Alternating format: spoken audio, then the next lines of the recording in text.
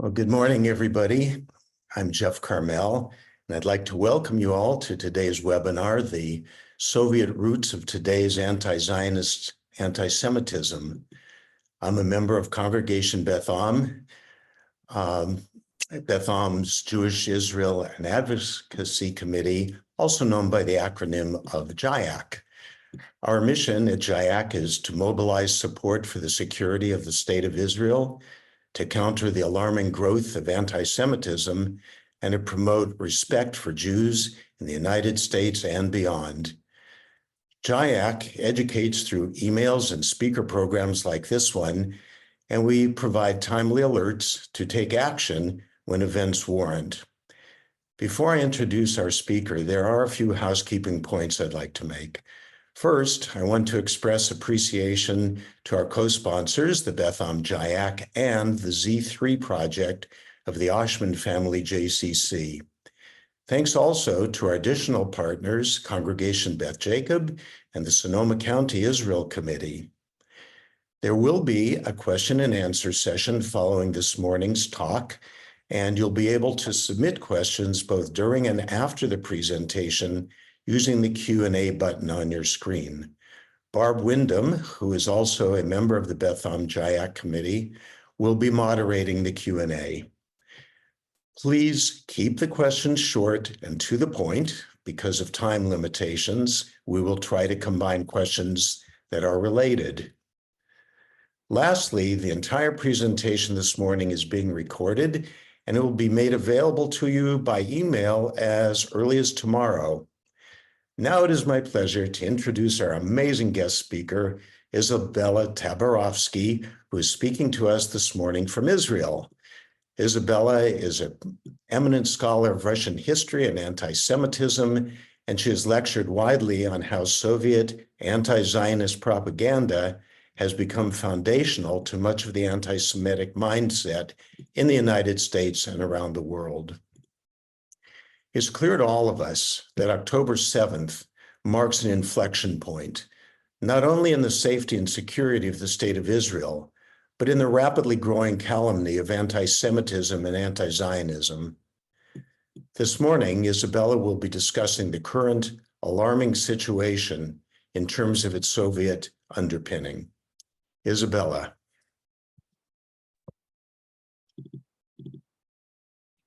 Thank you so much. And it's wonderful to be here. Thank you for having me. Thank you for everyone who helped organize this and promote it, and for everyone who is online today. So I want to start with something that's very current, the accusations of genocide that are being leveled against Israel. I think for a lot of people, for American Jews for sure, it's something very new, and it's something that they've never heard before, and it's something shocking. I mean, it's shocking for anyone. But some of us have heard this before.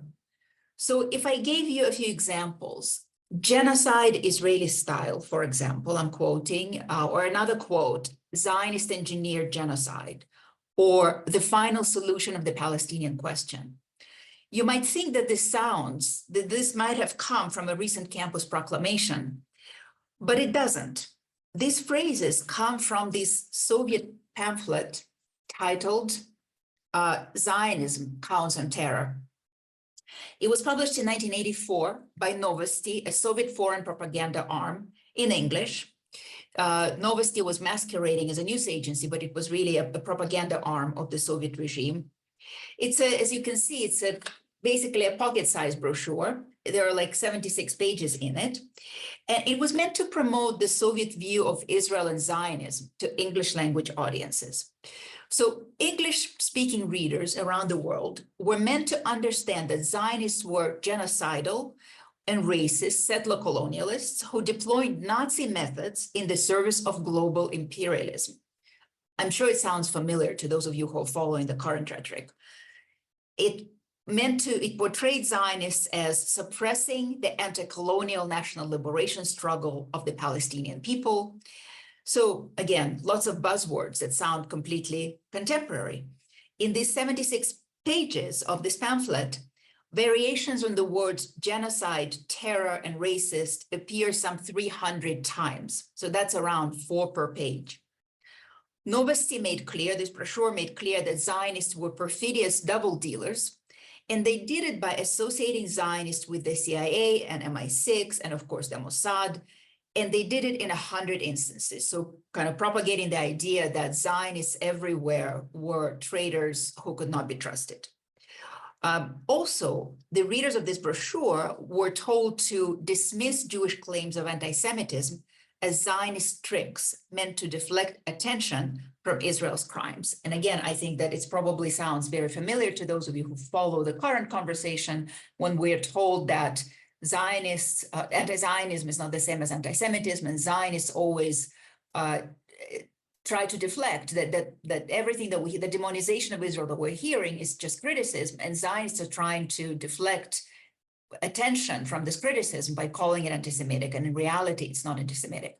So in other words, the claim that Israel is committing a genocide against Palestinians is actually not a product of contemporary moment. It's at least 40 years old if you look at this brochure, but if you go actually even further than that in Soviet history, it's over a century old. So in other words, and this is just one example of something that I've been studying now for several years and lecturing for as many years, is that today's progressives are speaking the language of this old Soviet propaganda, the anti-Israel progressives. And this is really extraordinary. The extent to which today's anti-Israel left reproduces the motifs, tropes, slogans, and the explanatory logic itself of late Soviet anti-Zionist propaganda is really, really extraordinary. It's truly, I don't want to give a percentage, but I mean, I would say it's 99%. They've added some new things, and I'll mention them in the end. But otherwise, the correspondence is amazing. So, accusations of racism were part of that propaganda. Accusations of apartheid were part of that propaganda. In that propaganda, you would hear and find Israel compared to Nazi Germany, and Zionists compared to fascists and settler colonialists, et cetera, et cetera. Essentially, everything that the left hates is associated began to be associated with Israel. And this dates back essentially to 1967. But before I go into specific history, I want to kind of preview it by saying that just to explain what this shows us beyond the specific correspondences, I think it's really important to understand this background of contemporary anti-Israel rhetoric. Because if we don't, first of all, it shows us what happens when a superpower or a state, a powerful state, adopts a conspiracy about Jews and puts it to political purposes. Because this is something that we're seeing various states do today. Russia kind of stopped doing it for a few decades, but now it's returning to it. But outside of Russia, there are other states that are doing it. And the language is all there. The language was created a long time ago, and it's all there. And it's important to understand this history, because if we don't, we might fall prey to some misconceptions. Like, we might think that this language is new.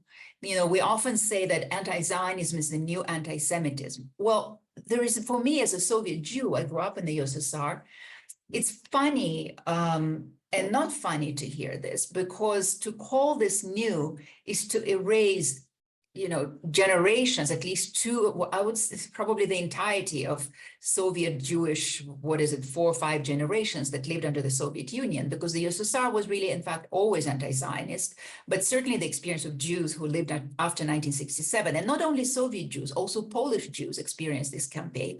So in order to, if we study this history, then we understand that there's actually nothing new. And we also, when we study it, we understand that we have a very long record of how anti-Zionism is weaponized against Jews. And so when we're told that this is not anti-Semitic, it's just anti-Zionist, then we know to say that it's just not true. Frankly, it's a lie. We have decades of documented history of how Jews were discriminated against under anti-Zionist rhetoric, precisely the kind of rhetoric that we're hearing today.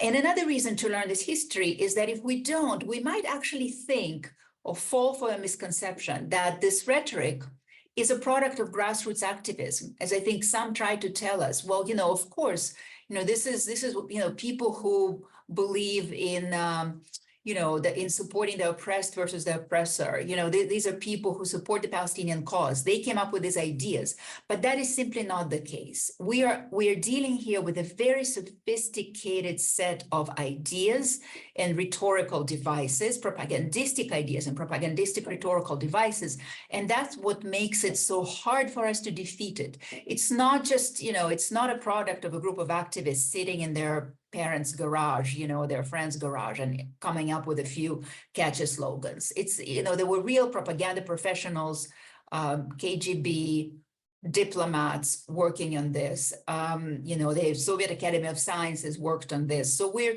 really facing a very sophisticated enemy, even if the state that produced it is no longer around.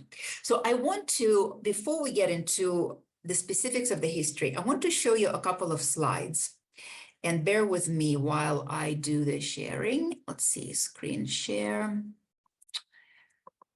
Okay, and just a second, I need to put it on slideshow from the beginning. Okay, here we go. So this slide is the cover of a French edition of the Protocols of the Elders of Zion, okay? Produced in the 1920s. I don't think I need to explain in this audience what the Protocols of the Zion are, but what you see here is a picture, a kind of a quintessential anti-Semitic portrayal of a Jew, right? Simultaneously super powerful and less than human, right? It's a spider. It's an ugly spider with exaggerated Jewish features, and the spider is holding the world in its tentacles. By the way, it's a Bolshevik spider because this is the 1920s. We know that it's a Bolshevik spider because of the 5-pointed star on his cap. As we know, anti-Semitism adjusts to the current political situation, right? And in the 1920s, Europe was really fearful of Bolshevism. So the protocols are really the expression, the quintessential expression of anti-Semitic conspiracy theory. This kind of anti-Semitic conspiracy theory was prohibited in the USSR. The Bolsheviks, Lenin was staunchly against this kind of reactionary anti-Semitism. If you remember, the protocols came out of Russia, really, and there was a pogromist movement associated with these anti-Semitic ideas. And the Bolsheviks were against them, and they prohibited them. They prohibited anti-Semitism, along with all the other forms of racial discrimination. Of course, the protocols were also an inspiration for Hitler, and to use the title of Norm Cohn, a historian, of his book, A Warrant for Genocide, they really served as a warrant for Hitler's genocide in some way, in some fashion. Okay, so given all of this, given all the nature of the protocols, given that they were prohibited in the USSR, how come we could have this in 1972 in the Soviet Union? This is a picture, a photograph from the May Day parade in 1972 in Moscow. And you can see, I can show you these pictures together. I mean, they're essentially the same, right? You have, except on the right, it's a three-dimensional representation, really, of what you see on the left. It's a spider with a Jewish nose, with a cap that now has a Star of David. It's a spider that holds the world in its tentacles. So it's the same idea, right? An ugly spider, a Jew who is superhuman or super powerful, subhuman and super powerful, holding the world in control, controlling the world. And if there are any audience members who read Russian, you probably already understood that the difference here is that in the photograph on the right, it says Zionism is a weapon of imperialism. So the difference is the words, right? So here on the left, it's clearly Jews, Perel Juif, and on the right, it's Zionism. But you know what? The people who are really at the greatest advantage in the audience are the ones who don't know either French or Russian, because for you, it's particularly obvious. You're not distracted by the words. You really see the similarity of the images. And I think this is really important because, in fact, and we'll get later to looking at some of the cartoons and some of the images that the Soviets produced and that we're seeing today, when it comes to images, I think we all understand the image matters much, much more than the words surrounding it. And so whether you're talking about Jews or Zionists, if the image is the same, the import is going to be exactly the same. And the import is going to be anti-Semitic. So I think I'm going to stop sharing for just a little bit and go through some history very quickly. And then we'll go back to, just a second, oops. Let's see, I'm trying to get out of the, here we go. And stop share. Okay, here we go. Okay, so I want to go through some history just to give you a sense of what the Soviet Union stood for when it came to Zionism and anti-Zionism. And hopefully I'll go through it quickly. So, so the history that's most relevant to us is post-1967, and that's what we're going to spend most of our time on. And I'll explain why 67 is important, and some of you probably have already guessed. But the Soviets were anti-Zionists always. And it's important to understand because today we hear some of the things from the left that the Bolsheviks and the early communists used to say. In fact, based on Marxist-Leninist theory, it rejected Zionism. It rejected Zionism for a number of reasons. According to Marxism-Leninism, Marxism in Soviet interpretation, Jews were not a nation. And so the early Bolsheviks, Lenin specifically, really, and Stalin also, objected to the idea that the Jews were a nation and that they had something in common. If you remember, socialists, Bolsheviks, and then communists were internationalists, right? They believed that all nations need to unite. And in this case, we're talking about class struggle. So the proletarians of all countries need to unite to fight the capitalist class. And so the Bolsheviks would argue that the proletarians, the workers, for example, in England and in the United States and in Japan and in Russia, in Germany, and certainly Jewish workers have more in common with one another than they do with their national bourgeoisie.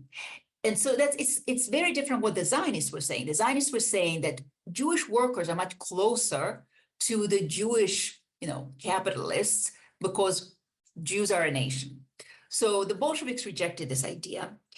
And also on the practical level, Lenin really needed Jewish workers to join the revolutionary struggle. The Russian Jews, the Jews of the Russian Empire, were really the most oppressed people in the empire. And so he really hated the fact that Zionists were, it seemed to him that Zionists were trying to pull the Jewish poor and the Jewish proletariat from this revolutionary struggle. So this is where the tension begins. And what the Bolsheviks are proposing to Jews is they're saying, look, join us in this revolutionary struggle, join us in the building of socialism, and you will be, all of the restrictions that you experienced will be lifted. You will have full rights. You can join us in everything. You can do whatever you want, join any profession, right? Go study anywhere you want. We only ask for two things. Give up your religion, because we're atheists, we're against religion anyway, and give up your Zionism. Don't, give up this whole belief that Jews have nationalist aspirations. Certainly the Jews might build their own state in Palestine. And so the Jews who joined the Bolsheviks and the communists, as they become known at some point after the revolution, actually do benefit from everything that's promised to them. They kind of at the expense of essentially assimilating into the Soviet life. But Jews but they experienced for the first decade, they experienced more or less probably equality for the first time in their lives. But Jews who refused to give up their religion and who refused to give up Zionism are persecuted, okay? But then, we get to, and I'm skipping through things very quickly here, but when Stalin comes to power, things begin to shift. Under Stalin, already during World War II, and then certainly after World War II, the Zionism that Stalin preaches, or anti-Zionism rather, that Stalin preaches and practices, acquires very clear conspiracist nodes. So the early anti-Zionism of the Bolsheviks was grounded in theory. I mean, it was biased, it was distorted, like their arguments. I disagree with their arguments when I look at them, but I see the logic of their arguments. I can understand the logic. I can see where they're coming from. Agree or disagree, their arguments. When you get to late Stalin in particular, you start to see the kind of the rebirth of conspiracist thinking. And Stalin, of course, was famously paranoid, right? And it expresses itself in the post-war repression against Jews. And I'm not going to dwell too much in it. This is one thing that one period of the Soviet Jewish history that's actually really, really well studied. But this is when you have, in the late 1940s, the Ruthless Cosmopolitan campaign, when Jews are accused of being in fifth column and are viewed as not being loyal to the country and to the leadership. And this is when you have the doctor's plot. And I'm going to share again, I want to show you a cartoon. So let me see.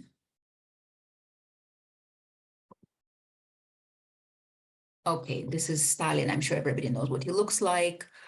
I just wanted to show this, of course, Stalin, this is important to say that Stalin, of course, supported the establishment of the state of Israel, but it was a very brief moment in Soviet history. And he didn't support the establishment of Israel because he suddenly became Zionist. It was because Israel was very much, there were portions of the Israeli society that were very pro-Soviet, pro-Stalin. You can see this is from a parade, I think in Tel Aviv or in Israel at some point in the 40s.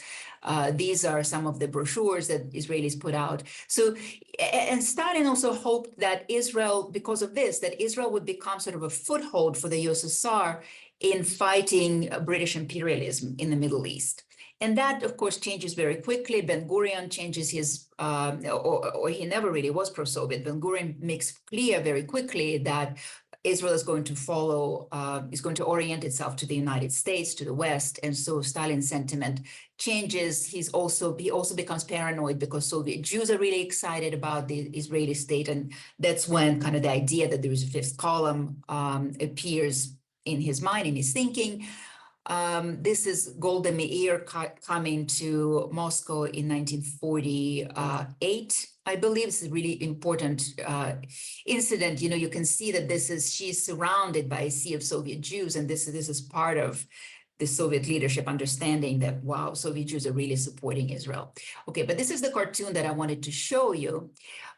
This cartoon appears at the time of the doctor's plot, when a group of Soviet Jewish doctors are accused of plotting against the Kremlin leadership. And they're accused of being, I'm wondering if you can see the entire slide, because on my screen, for some reason, I can't see the whole thing. Okay. So you can see here, a kind of a hand of an honest worker is throwing away this doctor. The doctor is unmasked, like the mask of a good doctor is being thrown off his face, and behind it, it's really, there are codes here, visual codes, like this three-piece suit is a code for a bourgeois or capitalist. So behind the mask of a good doctor who is treating dear comrades in the Kremlin is actually an ugly capitalist, with like this bloody fingers, who wants to murder. So, and in these post-war campaigns, one of the accusations that's present is the accusation of being an adherent to Zionism. It's called bourgeois nationalism then, in the terminology of that time, but the doctors are accused of being adherents to Zionism, and the same happened to Jewish intelligentsia that was murdered already even before that. Okay, so Stalin dies in 1953. This campaign goes nowhere, thank God. And then there is sort of a period, again, the state doesn't stop being anti-Zionist. It's just a little bit, I'm skipping through it because it's perhaps less, there are things happening, but 67 is really when things turn. And 67 is is the time when Soviet anti-Zionism goes global. And I would say it's also the time when it really goes fully conspiracist. So it's Stalin's times, it's just kind of percolating, but after 67, the Soviets really develop that anti-Zionist conspiracy theory, which is based on the same ideas of the anti-Semitic conspiracy theory that I showed you at the beginning, the slide with the from the Protocols of the Elders of Zion, but they're now taking those ideas and talking about Zionists and not Jews, okay? And so 67 is a turning point because in June of 67, of course, Israel defeats Soviet Arab allies, and this was completely unexpected for the Soviets. It was a massive, it was just a massive crisis. It created a massive crisis in Moscow. It gives the Soviets a sense that they're losing hold at a very important part of the world. They don't understand how it is that a small, tiny state of Israel defeated the states that the USSR supported and financed and trained as it did with the Arab states. And this is when, you know, the famous conspiracist mind begins to work. And Soviet political culture was always paranoid anyway, had very strong paranoid streaks. And this is only just 15 years really after Stalin's death. And, you know, barely a decade after his crimes are revealed.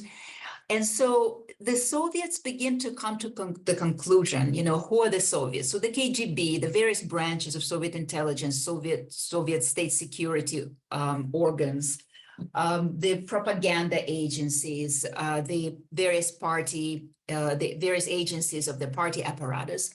So they sort of coalesce around the view that, in fact, Israel wasn't just, there's more to Israel than meets the eye, that behind it stands the United States. Otherwise, how could such a small country win against this powerful coalition of Arab armies supported by the USSR? And by the way, the United States did not support Israel in 1967.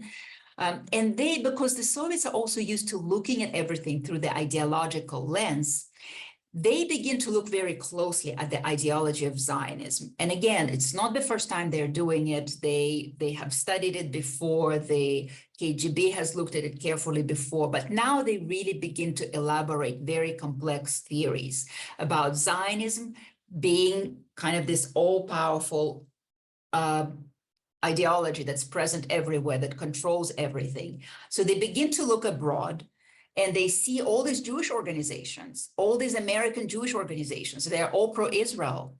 And there are so many Jews everywhere. There are Jews in Congress, and there are Jews in the media, and there are Jews in, you know, in the White House. Maybe, I don't know if in the White House, there were Jews at the time, but maybe there were. But there are Jews everywhere, right? And there are Jews in the banks, certainly.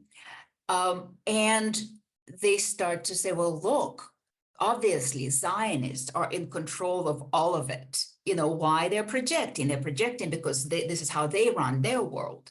But yes, of course, look, the World Zionist Organization runs all of these Jewish organizations up to like the smallest synagogue. They're all foot soldiers in the Zionist game. All of these Jews who are in the banks, they're Zionists. And so, of course, they direct all of this money to support the state of Israel. And then they see another thing. They see that 1967, Israel's victory had really inspired Soviet Jews. And Soviet Jews, after the freeze and terror of the post-war years, are beginning to wake up to the meaning of their identity. They're beginning to wake up to the notion that, wow, look, you know, for the first time, they see something positive about being Jewish, that, look, there is a Jewish state that has delivered such a massive blow to so many, you know, to massive armies. And they get really inspired, and they want to learn Hebrew, and they want to understand more about Jewish history and Israeli history and religion. And they can't do it. They're prohibited. It's not allowed, because what's happening after Stalin is that the state sort of stops fighting Jews explicitly, but it kind of embarks on this course of gradual creeping assimilation, sort of like the less we talk about them, the quicker they will assimilate. Well, 67 is a point at which Soviet Jews refuse to continue assimilating, or a large portion of them continues. And so this is where the refuseniks struggle begins. And American Jews, there's a campaign by American Jews and Jews elsewhere, everywhere really around the globe in support of Soviet Jewry. And this too, the Soviets begin to see through this conspiracist lens. They think, well, this is all Zionist machinations, the same World Zionist Organization and all of its foot soldiers, they are trying to undermine our country from within by inspiring immigration. And so the whole this massive campaign develops, targeting Zionism and targeting Israel.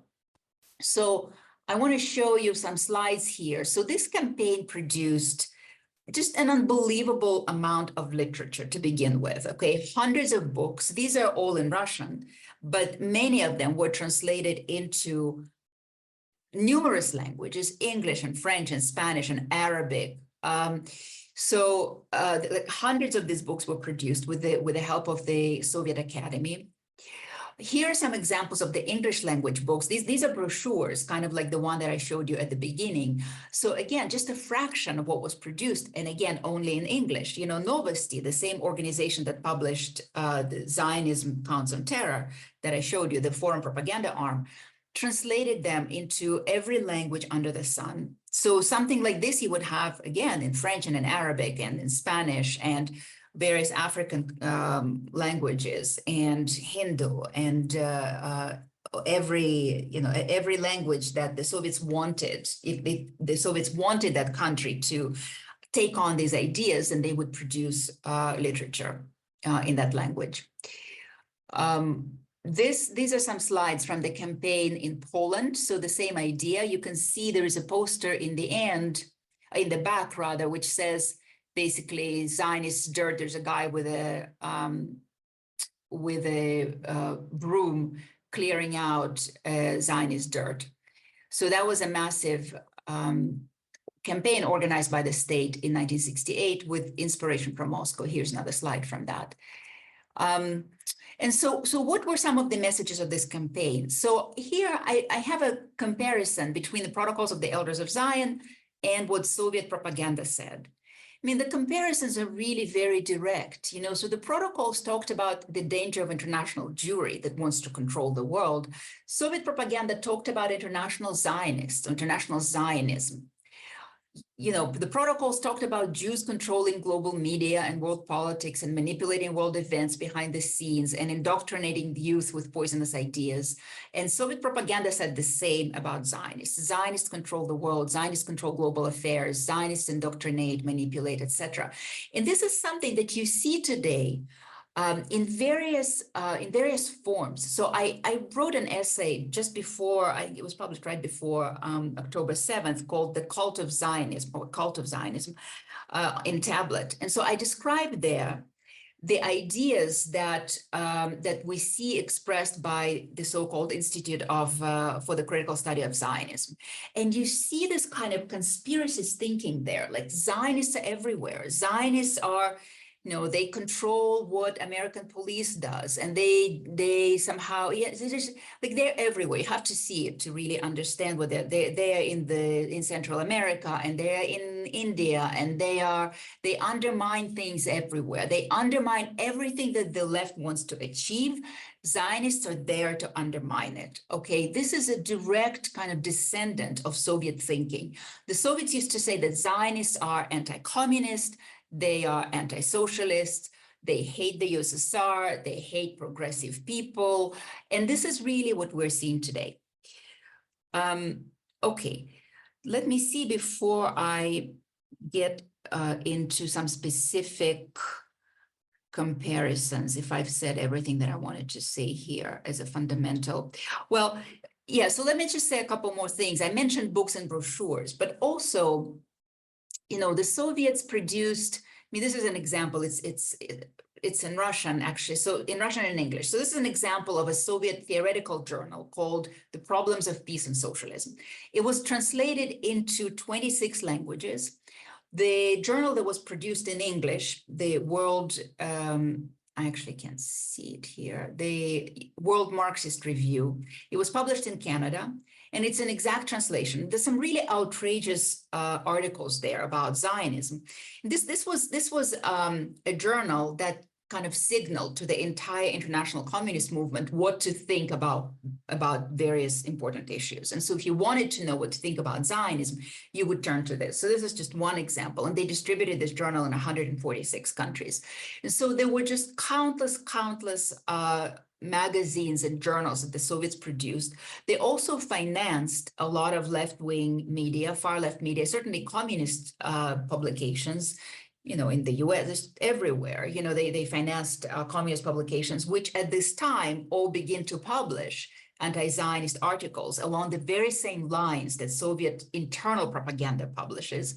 There are radio broadcasts. Soviet embassies begin to work to propagate these ideas. There are records of Soviet embassies, in fact, working to instill these ideas among the local populations and local elites.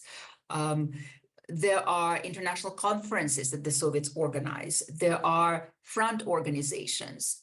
There are various symposia. And it's interesting is that whatever the Soviets organize, let's say they organize a symposium in support of, South Africa, for example. And the symposium would adopt a resolution, which is all about South Africa's struggle, but then it would also end with, we fight against imperialism and world reaction and Zionism, or imperialism, Zionism, and world reaction. This is how it would go. So they would keep associating Zionism with every evil, or let's say some kind of a women's communist organization holds a symposium and they would adopt a resolution and it would be the same. Like at the end, they would all, we're fighting the discrimination against women and we're also fighting Zionism.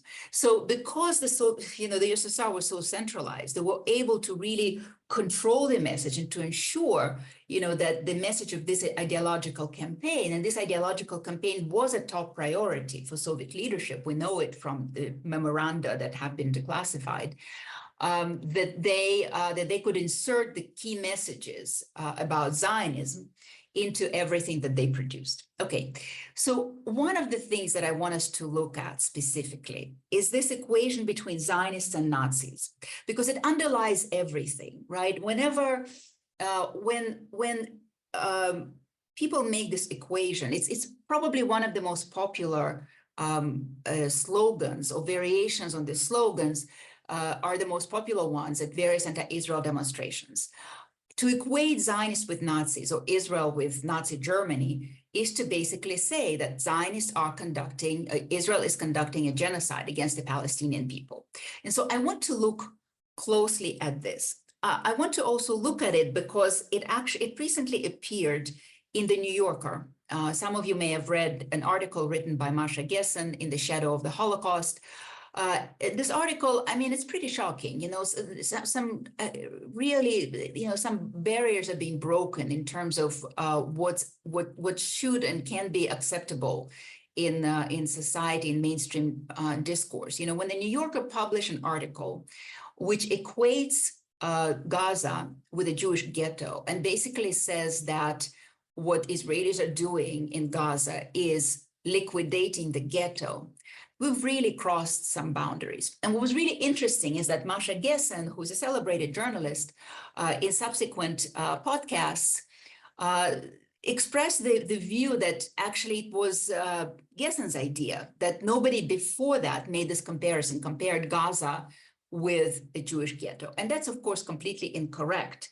The Soviets actually pioneered the use of this comparison for mass propaganda. Others have made the equation between Zionists and Nazis. They made it before the Soviets started to deploy it massively in propaganda. But again, for mass propaganda, the Soviets really pioneered this and really inculcated it among massive audiences. So let's just look at a few pictures here before we proceed. So just as an example, I'm sure you've seen this intertwining of the swastika with the Star of David. So this has been, so the picture on the left is from the stand of the Communist Party of Great Britain, from a cover of its brochure. I'll have another look at it in a moment.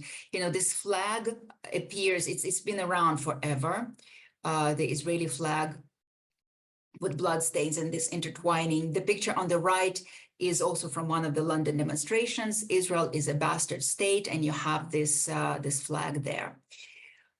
This is the cover of the brochure, which says Zionism, a racist, anti-Semitic, and reactionary tool of imperialism.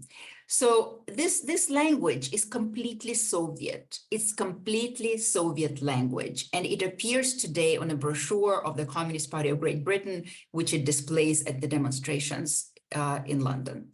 Here's what I want to, so here's, I want to show you a few comparative slides. Okay, so on the right, it's again London demonstrations, but on the left, look at this. You have the banner of the Zionist gang. This was published in a Soviet newspaper in 1971. So you see already back then, the Soviets were making this comparison by intertwining the Star of David and the swastika. Here's another one. On the left, you have two cartoons from Soviet newspapers. On the left, you see an Israeli soldier dreaming of Hitler, right? Hitler inside the Star of David. And a picture of destruction in the back, right? This is, it's already, you can see that the Soviet cartoonists from 1972 are trying to tell you that the Israelis are creating the kind of destruction that the Nazis created in the, you know, in the Jewish ghettos or in the camps, in the death camps. The next picture to it, you see the one next to it shows you a direct comparison between an Israeli soldier and a Nazi soldier. And again, in the background, you see this comparison, right? Just to tell somebody here from the New Yorker is listening to this, I just want to tell you, like, you're not that original. You see, like, the Soviets are really making that comparison, that what Israelis are doing is the same kind of destruction, liquidation of the ghetto that the Nazis did. And this is 1970s. The cartoon on the right is a contemporary cartoon, Panzer's Gaza by Carlos Latouf, 2009. I mean, relatively contemporary, but you know, it's the kind of imagery you will still see it. Carlos Latouf is very well known for his anti-Israel cartoons. Very direct comparison between Nazi Germany and Israel, and the Palestinian girl wearing the striped pajamas associated with Auschwitz. The Israeli tank leaving a shadow and an imprint of the swastika. So again, very kind of long existing comparisons. Here's another one. You see the Soviet cartoon on the left, where, and this is actually, it's one mistake where the Soviets forgot that they needed to talk about Zionists and Israelis instead of Jews. You know, usually in Soviet cartoons, you will see some indication that they're talking about Zionists, even if only in the language, like we saw in that first cartoon with the spider, right? But here, there are actually no indications that they're talking about Zionists. This is a Jew with a blood dripping axe, right, with the Star of David on it, even with a horn, deeply classical anti-Semitic image. And the shadow, of course, is Hitler. The image in the middle comes from the Holocaust, Iran's Holocaust cartoon context. So a Jew looking in the mirror sees Hitler. And here on the right, we see again from some of the recent demonstrations in London, I believe, where there was a comparison between Netanyahu and Hitler. There are lots and lots of these that have appeared over the last few months since October 7th. Here's another example. What you see on the left is the cover of a book by Mahmoud Abbas, which he based on his Soviet dissertation, which he defended in 1982.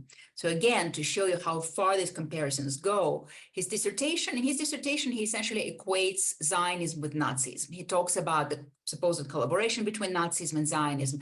I have a whole article about that if you're interested in Tablet. It's actually a pretty fascinating story of that dissertation. And on the right is, again, this is from London, Zionism is the new Nazism. At the top, it's just a placard that I think one of the most popular ones that we see. Here are a few more examples. Netanyahu, Hitler would be proud. Stop doing what Hitler did to you. So these are, you know, again, the Soviets, I was just actually looking at some articles from 1967 in the Soviet produced English language press. And so they already talk there about, you know, Jews need to stop. Jews are doing what Hitler did to them, you know, so this is how far it goes. You know, we'll skip through this. It's the same idea. well, I'll just say a couple words. I mean, basically you have an Israeli soldier who is receiving a blueprint of Auschwitz from a Nazi ghost.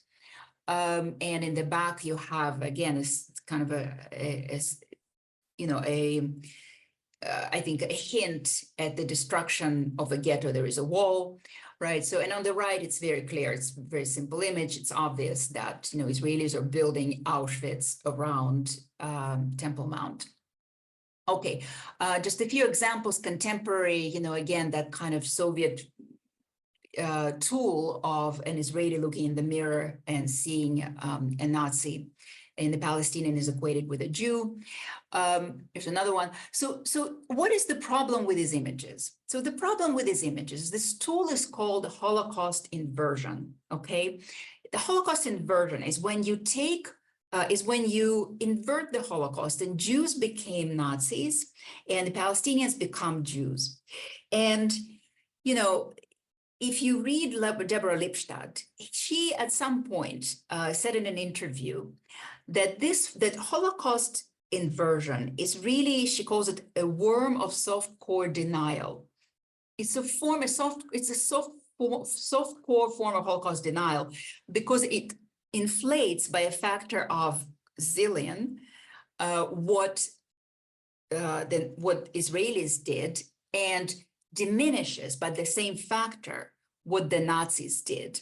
And so now, today, in the post-October 7th world, we have the New Yorker, the kind of, the highest brow magazine that we have in America, arguably, or had maybe in the past, washing Holocaust inversion through its distinguished pages. So this is where we are. Okay, these are just a few contemporary pictures, but okay, so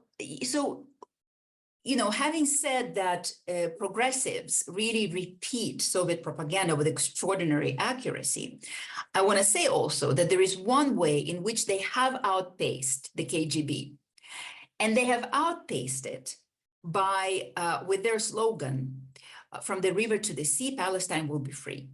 That slogan, okay, I think I'm done, so I'm going to stop sharing. So that slogan is a new invention. I don't know its origins, but it's not present in Soviet literature. And what's remarkable about it is that the Soviets were always very careful to say that Israel had a right to exist. And I think they did it for a variety of reasons. They understood that if they denied that Israel had a right to exist, they would, first of all, play into Israel's own fears. They would also sound like Nazis, frankly. They remembered that Stalin voted for the creation of the State of Israel. And so there was a big measure of hypocrisy here, because the Soviets, of course, financed Israel's genocidal enemies. But outwardly, they always said that Israel, of course, absolutely has a right to exist, and everything that we're saying and doing, it has nothing to do with Israel, eliminating Israel. Israel exists and has a right to exist. And yes, so Israel has a right to exist. But what they called for was not for the elimination of Israel, but for an Israel without Zionism. So today we have progressives who are obviously no longer afraid to look like Nazis, and they are calling for the elimination of Israel. I mean, that's really striking. Okay, so in conclusion, I want to say this. So somebody asked me recently, does it really matter? Does it really matter that progressives are reproducing Soviet agitprop, right? Maybe it's okay. The Soviet Union doesn't exist anymore. And if these are effective slogans to attack the bad actor Israel with, then maybe it's all right. What harm does it do? Well, I think it does do harm. It does do harm because, first of all, we're dealing with totalitarian propaganda that was created to undermine the free world. And, this propaganda has a very heavy history attached to it. So just like, in my recent Quillette piece, I quote a British scholar, Qasim Qassam, who talks about how, ideas have a history of their own. So if a white Southerner, for example, wanted to display a Confederate flag on her porch and said that, well, I'm not doing it in support of slavery, I'm just doing it because I want to honor my Southern heritage, I think all of us will very quickly understand that it doesn't work that way, right? A flag, a Confederate flag, symbolizes what it symbolizes. And you can't just at will detach that the meaning, the symbol and the history of that, of what it symbolizes from the symbol. It just doesn't work that way. And it's the same with this kind of propaganda that we are hearing today, which I have to say, for me and for my friends and acquaintances, those of us who come from the USSR, it's absolutely shocking to hear this, because we thought we left it all behind. And here it is, right? This is propaganda that was produced by anti-Semites who really believed that Jews were dangerous and needed to be eliminated. It was produced in order to meet the needs, foreign policy needs and domestic policy needs of a totalitarian state. And, you know, when this propaganda was launched, when this propaganda campaign was launched, Jews felt in the USSR, felt the impact right away. Very soon, they began to leave. There was enough pressure put on, and like a couple 100,000 Jews left in the 1970s. Then the exits were closed. But then in the late 80s, once they opened again, 1 million Jews left the country. So anti-Zionism, once it's adopted by a state or by a culture, is actually incompatible with Jewish life. It's something that Einat Wilf talks about in a more general way. She says she's completely correct, that it's any society, and every society, Arab states, right, the USSR, once they adopted this kind of anti-Zionist stance, it became incompatible with Jewish life. And this very well may happen today. I think that the pressure that a lot of Jews are feeling in the US certainly leads one to that conclusion. I think the fact that we have this propaganda now, let me clarify, I don't think I made it clear. So I think what my understanding of it and my sense of it is that these ideas got inculcated on the global left in the 70s and 80s. You see a lot of left-wing publications in the 70s and 80s republishing these things and advocating these things. And this kind of Palestinian cause in this very distorted way became part and parcel of a left-wing view in this particular conspiracist expression. And so, and it lived on the fringes for all these years, but because the fringes are now coming into the mainstream, we're hearing it much more. But also, of course, right now, after October 7th, you know, I'm convinced that I don't track it, but I'm convinced that there are state actors who are also bumping up these ideas. We know that the Chinese are doing it. Certainly Iran is doing it. And again, these ideas, look, these Soviet brochures, they're floating on the internet. I've just seen a left-wing American website republish an article that was written by a member of the Communist Party of the USA. So they present it as such. But in fact, I know for a fact that this person went to Moscow to learn from Moscow. There's a memo about it where he goes to Moscow in order to learn from the Soviets what Zionism is and how it works, and he goes and publishes a book based on that. And so you know, here's this left-wing website essentially republishing for today's generation ideas that come straight from Moscow. So this is, you know, there are multiple channels of influence up to now. So I think that, look, progressives have every right to reproduce KGB propaganda, you know, freedom of speech and all that, you know, but you know, they shouldn't be surprised. We need to know enough to point it out to them and to tell them that we won't accept it, in the same way that we won't accept the penetration of anti-Jewish Nazi propaganda into our political discourse. I see this as absolutely equivalent. So I think I will stop here, and I'll be happy to answer any questions that people may have. This is really fabulous, Izabella. Thank you so much. I'm Barbara Wyndham. I'm a member of the Beth Am Jewish and Israel Advocacy Committee, and I'll be moderating the Q&A today with Izabella. If you have a question that you'd like her to answer, please click on the Q&A icon and type your question into the box. Many have already been typed in, and we will get to as many as we can. More, obviously, still welcome. So Izabella, let's start here. You touched on this a little bit, but if the Soviet Union was always anti-Zionist, why did Stalin support and allow the United Nations approval of the creation of the State of Israel in 1948? Yeah, so, I touched on it very briefly. I think in 1948, Stalin believed, or 47, I think it is, Stalin believed that Israel could become a foothold for the USSR and for the global for spreading global revolution, socialist revolution, and Soviet influence into the Middle East, because there was a lot of socialist, socialist, Soviet, and really Stalinist sentiments actually among the Israeli kibbutzniks. So he had reasons to believe that, but that changed around very quickly. He was just sure that this would be an influence that would be beneficial for the USSR, and that's not what happened. Got it. So this one may sound naive, but it's actually a really good question. Why do lies and conspiracy theories often exist long after they're proven false? Well, that's a really excellent question. I mean, I think it's very true that conspiracy theorists are impervious to factual arguments. Whatever factual arguments you bring to a conspiracy theorist, somebody who believes in a conspiracy theory, they will just incorporate it into their theory. It could be very simple, such as, oh, sure, like what we hear on social media all the time, oh, this is just hasbara, right?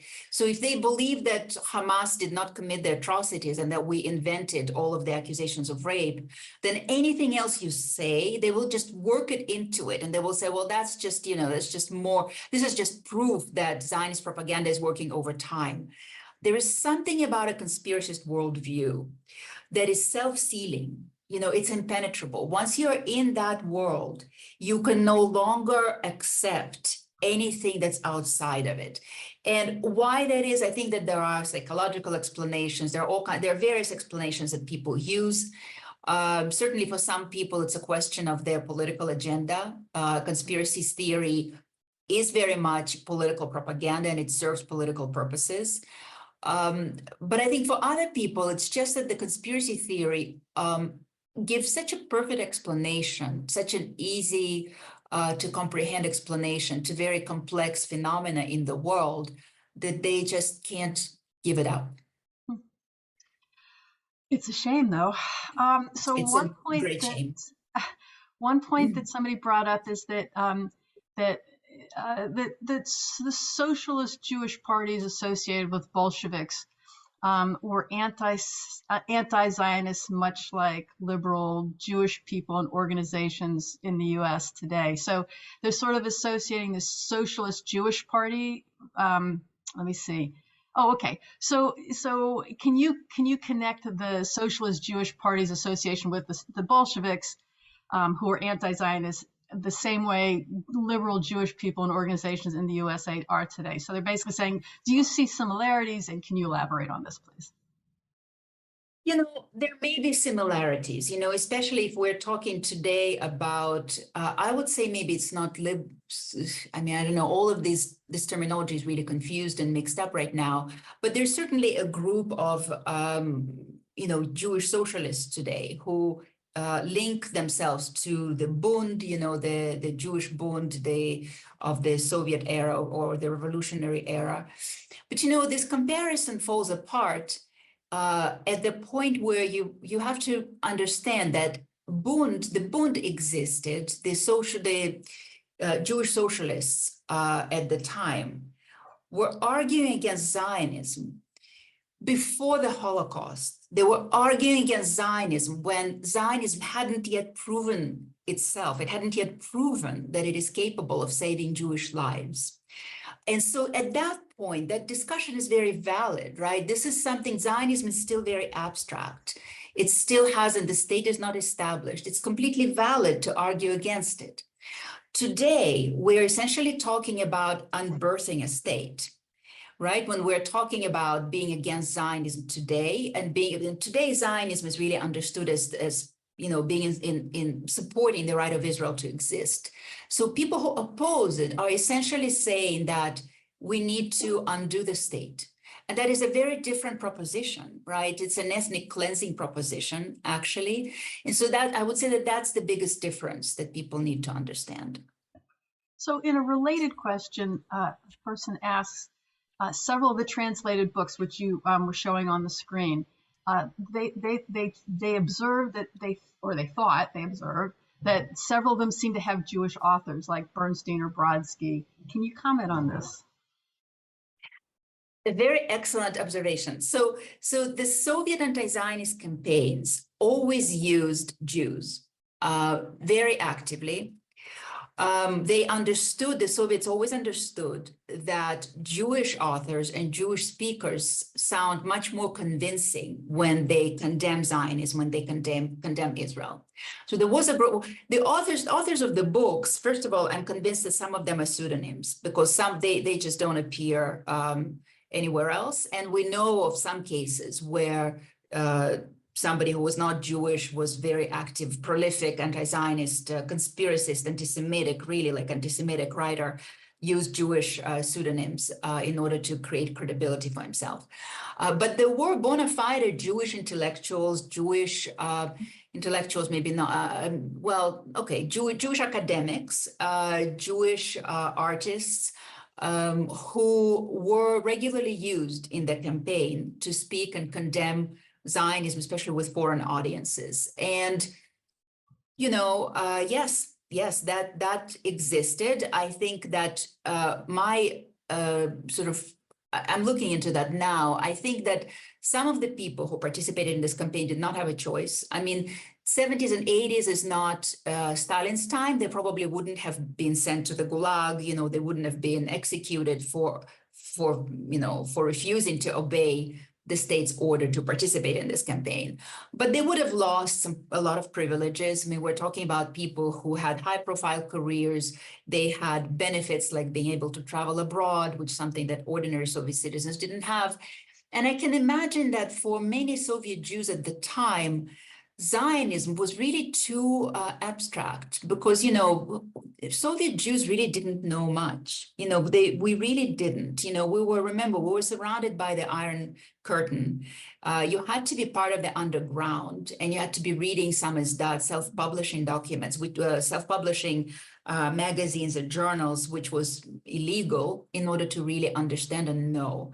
And I can imagine that some of these people thought, well, I don't know what Zionism is, but here and now, this is what's important for me. So it's a complex issue, but yes, absolutely, Jews were a part of this. Well, it's interesting because it has parallels today, of course, when you think about trotting out the Jewish Voice for Peace speaker. They're like a handful of people who come out all the time. And anyway. Exactly. Well, and I think that today, it's interesting because, of course, today, you could say that, nobody is forcing them. Like there isn't the KGB that forces them. There isn't, there is really nothing, there would be no heavy consequences for them if they don't participate in this. They do it because they truly believe in this.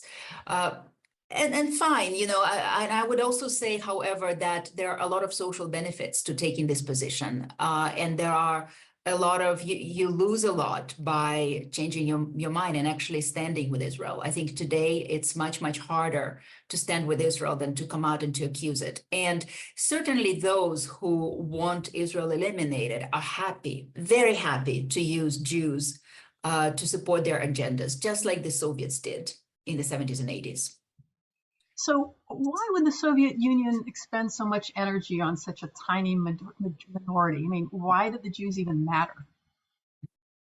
Well, it's such a great question. I think that it's really, they truly believed what they preached. They really believed that Zionism was all powerful. You read these books and it's like these recitations.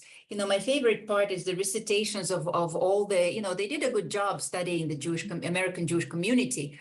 Like they had the numbers, about how many synagogues there are. I mentioned it, what kind of congresses they had. Every time there was a Zionist, the Zionist World Zionist Organization held a Congress, there would be like jitters in Moscow because they thought that these are really like the elders of Zion planning like how they're going to control the world. I really think that they believed in what they preached. They believed that there was a Zionist conspiracy, just like anti-Semites believe that there is an anti-Semitic conspiracy against them. So, and they did believe that it harmed and could seriously harm, and in fact did harm their political interests around the globe. They thought that Zionist Jews, by arguing, by lobbying on behalf of Soviet Jews, were in fact preventing the Soviets from establishing better relations with the US, with Washington. So they felt that this was a hostile lobby, anti-Soviet lobby. So it's a lot of it's amazing what conspiracy theory can do to your mind. So there have been a number of questions about this, and I'm going to try and pull them together. The idea is that this misinformation or disinformation or propaganda, whatever you want to call it, has been going on for a long time. So why aren't we fighting this campaign now, and how can we fight it? Well, why we're not fighting, I don't know. Frankly, I've been screaming about this since, I posted my first article in 2018, and it was very hard, or published my first article on this in 2018.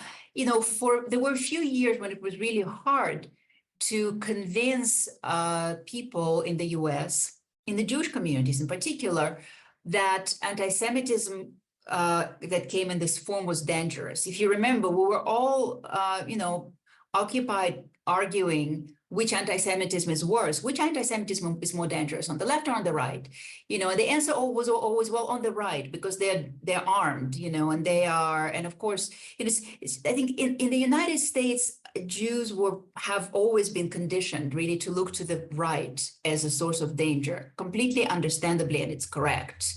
It's just that it's only partial. For those of us who come from socialist countries, we really understand through the history of our own families and our own personal histories how dangerous left-wing anti-Semitism is. But it was very hard to convince people that that was the case. And so we missed a lot of opportunities, and the anti-Israel left was prepared. They never stopped for a moment. And so I think that a lot of people are understanding this now after October 7th. It's becoming a lot clearer for a lot of people, but we are behind in a lot of ways. And well, how do we do it? Look, propaganda is notoriously hard to fight, especially propaganda that received such massive infusions of state resources. What are you going to do? Invent your own? You can't, and truth never sounds as exciting as propaganda, unfortunately. Propaganda hits you on the emotional level. This is how they worked. I think that our only weapon, and it's a long-term weapon, there are no shortcuts here. We're never going to win just by financing or by refining or finessing our talking points. The answer is education. We have to be educating ourselves and our children from early age. They need to understand. American Jews are very good. I'm an American Jew, by the way, too, so I'm just like native born, I would say, maybe American Jews who grew up in the US. I think understand very well kind of the contours of the history of Nazi Germany and Nazi German anti-Semitism. Well, we need to develop at least a similar understanding and insights into Soviet history and Soviet anti-Semitism. And that means developing new courses and developing new ways to teach it. I don't see any other way. The only way to not let propaganda affect you is to know it, to recognize it, and to kind of to have enough critical thinking to be able to kind of reflect it away from you. I don't have short-term solutions, I'm sorry to say. So am I, and so is everybody on this call, I'm afraid. But so there's a related question here that I'm just going to pull up. College students hear so much Soviet-based propaganda on campus, though many of them may not know that. If you were speaking to a group of Jewish college students about anti-Semitism and Zionism, What would you most want them to understand if you could boil it down? Well, I think I would say that this is the words that they're using and the terms that they're using, the ideas that they're using were produced by a repressive state that oppressed ethnic minorities, that was highly illiberal, that was against every notion of freedom. I mean, I don't know if the notion of freedom resonates with today's students, but I think that's the point that I would make, you know, that this emanates from a totalitarian state that oppressed its Jews and lots of other minorities. And by repeating that, we're giving a boost to these ideas. You know, and I also always emphasize that criticism and demonization are not the same. And what this propaganda does is it demonizes, it doesn't criticize. And I think that we really need to, we need to teach students need to understand the difference between demonization and criticism, because Israel is criticized plenty. Jews criticize it, Israelis criticize it, and it's completely fine. You know, it's unpleasant for pro-Israel people to hear it, but it's completely fine. It's not anti-Semitic, but there is one category of language and rhetoric and thinking that's conspiracist and demonizing. And this is what we need to avoid.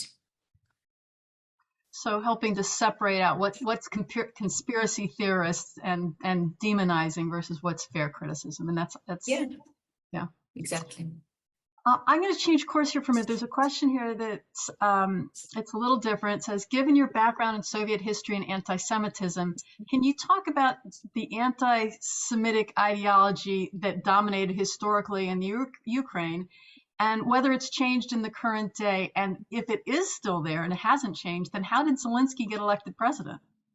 You know, that kind of takes us off course, to be honest with you. I think I want to I kind of want to skip this question, but look, I mean, I'll say a couple of things. I think that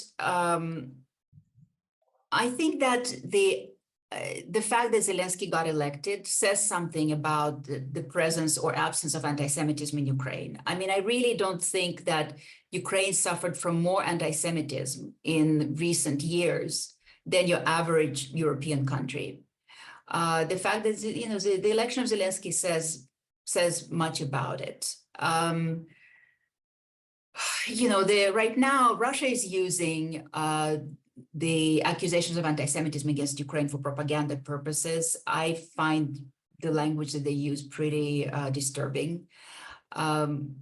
And I don't know, I'm sorry. I think I'm just gonna skip this only because, you know, I haven't followed it as closely recently. And so I don't want to be inventing things. That's perfectly fair. So yeah, there are lots more questions asking what can we do, but we're not going to get a magic bullet, so I'm going to skip some of those because you've already tried to do some of those. It says, do you see a similarity with the way generations of Palestinian children have been taught that Israel is illegitimate and all the land is occupied? Do you see similarities between that and what the Soviet historic propaganda has been? Well, I think that what Palestinian children are being taught is perhaps more, you know, I mean, my understanding is that it's more actually radical probably than what the Soviets put out in their literature. But I think that the influences are probably there because certainly, you know, there were very close ties between various Palestinian groups and the USSR. Again, Mahmoud Abbas defended his dissertation in the Soviet Union using Soviet sources. You know, when you track the sources that he relied on, it's all Soviet propaganda, essentially. Palestinian groups trained in the USSR, you know, they underwent military training, and the Soviets were always very thorough in also giving propaganda training. So I'm sure that some of the language that's there probably comes from kind of Soviet thinking, but I also think that you probably have a lot of kind of Arab anti-Semitic, anti-Zionist propaganda there as well. So I'm not an expert on Palestinian textbooks, but this is my sense. Now, it's maybe an opportunity to say, I think that, what Soviet propagandists did, they didn't claim necessarily originality of ideas, right? Sometimes they borrowed ideas from other places. So for example, we know of examples of Soviet propagandists borrowing ideas from Arab anti-Semitic propaganda. So one of the well-known Zionologists, as they were called, so kind of this fake four experts on Zionism who produced a lot of this anti-Zionist literature. He was an Arabist by training. Actually, several of them were. So, and he served as an ambassador, Soviet ambassador in, not an ambassador, in the embassy, in Soviet embassy in Egypt, in Cairo, at the time when there was an institute for anti-Israel propaganda that was run by a former Nazi then in Cairo. And so he picked up a few brochures from that institute and he quoted them, or he didn't quote them, he borrowed from them, but people traced the source of these borrowings to these brochures. So what am I saying is that Soviet propagandists might borrow from, let's say from Arab propaganda. They frankly borrowed a lot from Nazi propaganda as well, from Nazi anti-Semitic propaganda, of course, without attribution. The equation between Zionists and Nazis, actually, Robert Wistridge, a great scholar of anti-Semitism, saw the British Foreign Office, people in the British Foreign Office make this equation, I think already in the 1930s, before World War II. So, but here's the thing, it's one thing if a couple of anti-Semites in the British Foreign Office make these comparisons between themselves and it stays in their documents. And it's one thing when, I don't know, Egypt had pretty powerful propaganda machine, but I'm going to guess nothing compared to the Soviet propaganda machine. So it's one thing when, Egypt puts out a brochure and it remains wherever it remains. And it's completely different. It's a different thing when Soviet propaganda picks up these ideas and then broadcasts them to the entire world, right? 150 countries, dozens of languages, and repeats it over and over and over again and inculcates it via various means that I was discussing via different channels. So I just want to be clear that, I think that it was a two-way street. They often picked up what Western Jewish intellectuals published, anti-Zionist intellectuals published, and they would incorporate it into their brochures, and they would even quote them. A lot of times it was a distortion, it was decontextualized, but what they were really good at was at synthesizing things and then creating force multipliers to just kind of boost these ideas and make them available to everyone. So sorry, I just made this jump because it was an opportunity. It's actually really interesting and helpful for all of us to understand. Mm-hmm. There's a very specific question about something happening locally here. It says, we're about to have a city council meeting at which anti-Israel protesters are likely to use a Holocaust memorial event to equate Israelis with Nazis. And they're going to repeat much of the propaganda that you cited in your talk today. So the questioner says, we will have a chance to speak briefly as well. What would be most important to say in our response? Well, I think the question is, who are you trying to convince? Who is your audience? I think that if you're trying to convince the people who are saying these things, it's probably a losing game. Are you speaking to people who are moderates, who may be listening to you, who are maybe, the silent majority? I think that these are the people that we want to be speaking to. And if these are the people, because you will never convince the radicals. And I think it's a losing fight. I think the fight is really for the moderates, for the people who maybe are confused by it's a very confusing moment for someone who is well-intentioned, but doesn't know much. I think the assumption here, just to interrupt for a moment, the assumption here is that they're not going to convince the people who are spewing the propaganda. They want to be convincing the city council members who just don't know the history and don't know any better. So if what you want to do is counter the misinformation and help the city council people who truly do want to be doing the right thing, what can you say to this?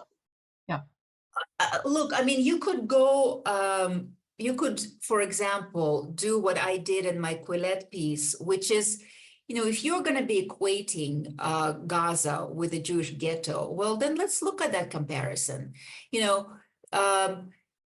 Gaza was meant to be a jewel on the Mediterranean, yeah, right? That once Israel left, an enormous amount of money flowed in. Everybody wanted it to succeed, but it elected Hamas.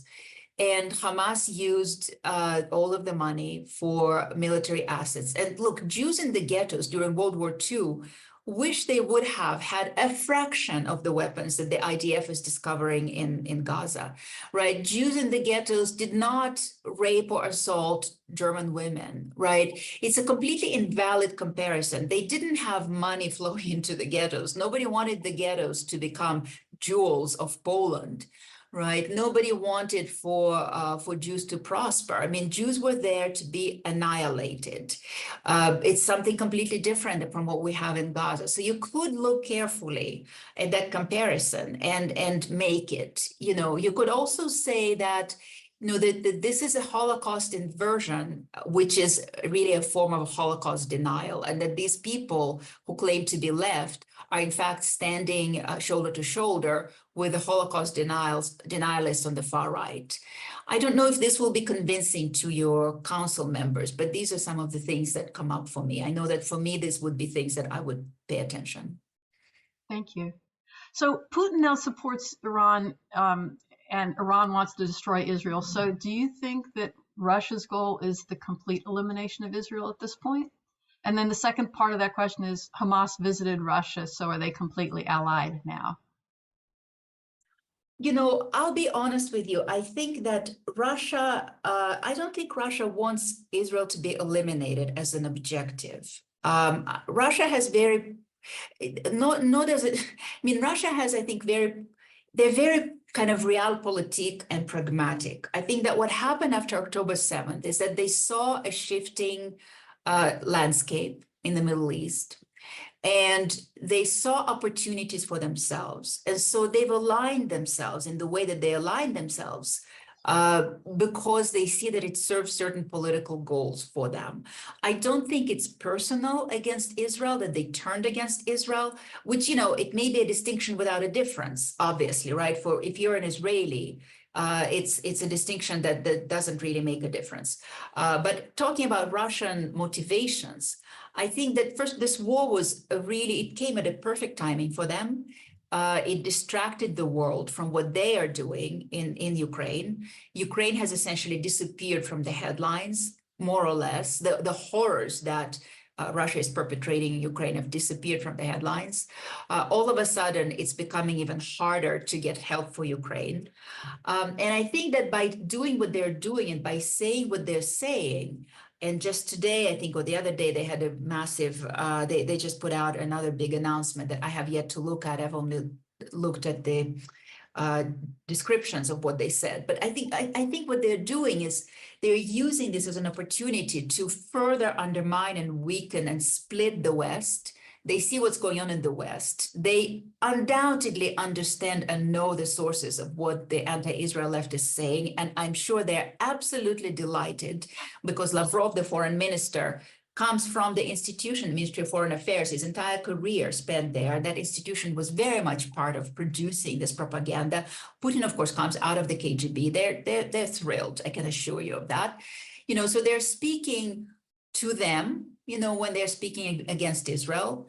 They're also speaking to the American far right, no doubt about that. It's an opportunity for them to further split us, to further split the West. Their most recent pronouncements are against Germany, against German support for Israel. They love the fact that Israel is now accused of genocide. They used to do it all the time. It sort of undermines the moral standing of the entire West, just the accusation alone, obviously, they don't care about facts. So I think that there is a set of pragmatic kind of potential outcomes that fit into their longer term strategy. I think that that's why they're doing it. So one last quick question before we let you go. The question is, can one trace the anti-Semitic views of the Mufti of Jerusalem during the Second World War to Russian anti-Semitism? Well, I mean, I don't know. I think Mufti is something else. I think it's a separate story. I'm not an expert on the Mufti, but I think that's look. I mean, that's before. What I'm really looking at is post 67. You know, that's when the international influence really is felt very heavily. I think Mufti is before that. I think there are other influences there, most likely. Well, I'm going to take this opportunity to stop here and thank you, Izabella. This is really a fascinating presentation and a very helpful conversation, and I think we're all really much better informed. And as we come away from this webinar, we'll be, having a whole different frame of reference. So I really, really appreciate your time. And thank you so much. A pleasure to be here. Thank you. And thanks to all of you, the rest of you who came out to care about this topic and to come together and learn with us. If you consider making a donation at the website that is going to be shown at your screen, and it's probably also listed in the chat. Please consider making a donation. It will help us fund future programming. In the meantime, I'd like to thank the co-sponsors of today's program, the Beth Am Jewish Israel Advocacy Committee, the Z3 Project of the Oshman Family JCC. Thank you also to our additional partners, Congregation Beth Jacob and the Sonoma County Israel Committees. Just a heads up and a reminder for those of you who missed the announcement at the beginning, sometime in the coming week, we will share a follow-up email with all of you who have registered. It will include a recording of this session, which you are welcome to share with friends and family members who are not able to join us today. The email will come from Maya Neve at the paloaltojcc.org. So if you're not usually looking for that address, that's where it will come from. Keep an eye out and check your junk folder in case it's mistakenly placed there. We're so glad that you could join us today and be with us for this program. And we appreciate your attention, your ears, your eyes, and your hearts. Thank you for being here. Thank you for learning, and enjoy the rest of your day.